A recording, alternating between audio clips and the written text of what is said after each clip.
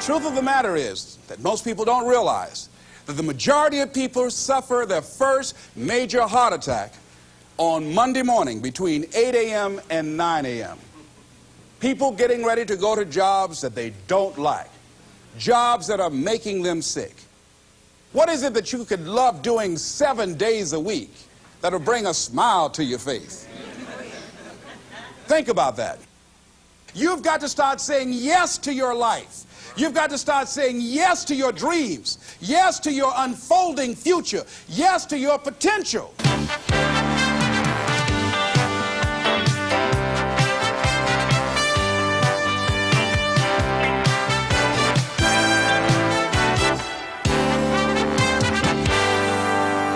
Les Brown's business is changing lives.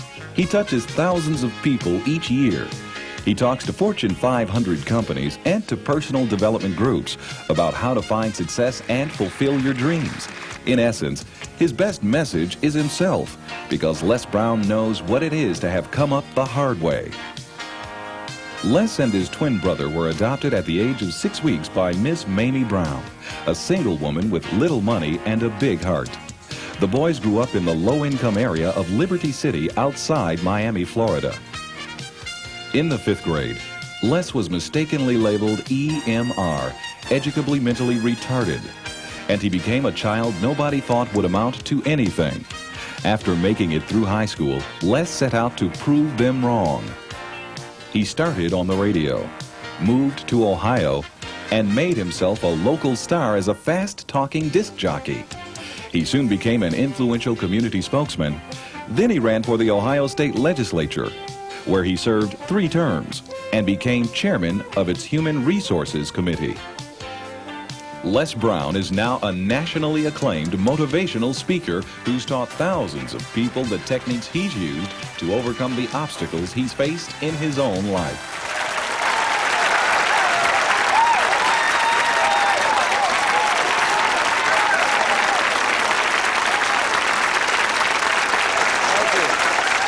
Thank you very much. Thank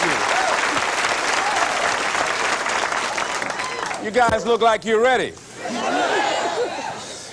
Repeat after me, please. This is my decade. This is my decade. You know, every year I used to say, this is my year. But ladies and gentlemen, one good year won't be enough for me. How many of you can use a good decade? Raise your hands, please. Fantastic. All right, now, here's what I want to do. I want to share with you how you can begin to make this your decade. How many of you know within yourself, if you ask yourself the question, have I done all that I'm capable of doing or being and living up to my potential, how many of you have to really answer, no, I have not done all that I can do? Raise your hands, please. Okay, very good. Now, here's what we know. That people don't do what they know in life, but what they do is they operate within the context of the vision they have of themselves. So what I want to share with you is how to begin to get a larger vision of yourself and how to begin to make this your decade. Because in order to do that, it's going to be very challenging. It's going to require a lot of work on your part, an ongoing process of personal and professional self-mastery. And it's going to require that you begin to see yourself worthy of the requirements in terms of effort, in terms of commitment, in terms of action, in terms of preparation, or whatever it is that you need to do in order to take your life where you want to take it. So one of the first things I ask you to do is I want you to look at your life right now and think about something that's important to you, something that gives your life a sense of value. Think about something that you'd like to have, or something you'd like to create for you or your family or for society. I want you to hold this thought in mind. Now, one of the first things I want you to do is don't worry about the inner conversation that you're going to have. Don't worry about how you're going to do it. That's going to come. You're going to develop a plan of action. You will find the way. You'll become the kind of person that can attract the people, the resources, and everything you need in order to make that become reality. But I want you to be mindful of your inner conversation. I remember once I was sitting in an audience, and Zig Ziglar, who I consider one of the greatest motivational speakers on the planet, he was giving a speech. And I was out in the audience, and I saw him going back and forth, and within myself I said, I'd like to do that. I can do that. And I leaned over to the guy next to me. I said, how much do they pay him to do that? And he said, $5,000. I said, I know I can do that. And I admired him.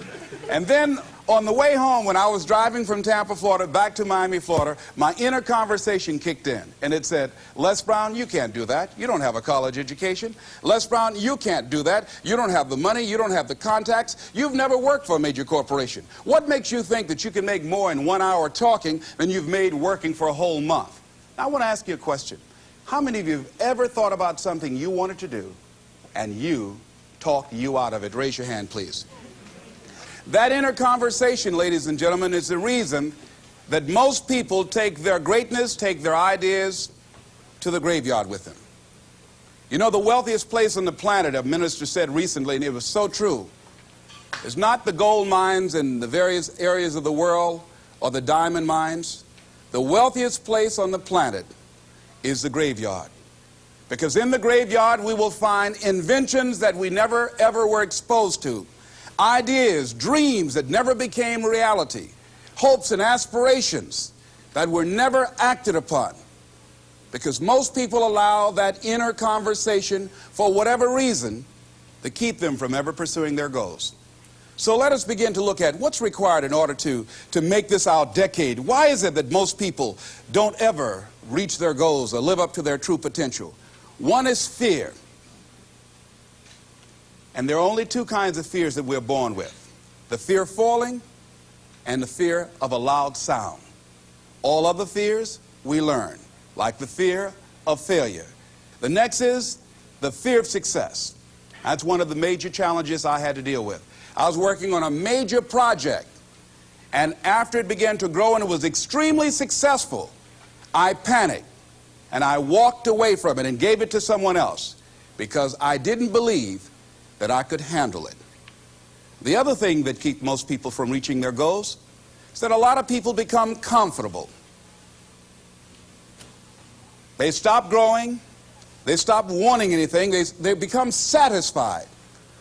They stop looking at ways in which they can improve themselves. They stop putting things in front of them. I was reading something by a great man, George Bernard Shaw, and he said something to the effect that to have succeeded is to have finished one's business on earth.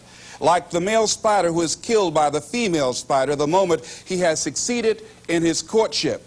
And he goes on to say, I like a state of continual becoming with a goal in front and not behind.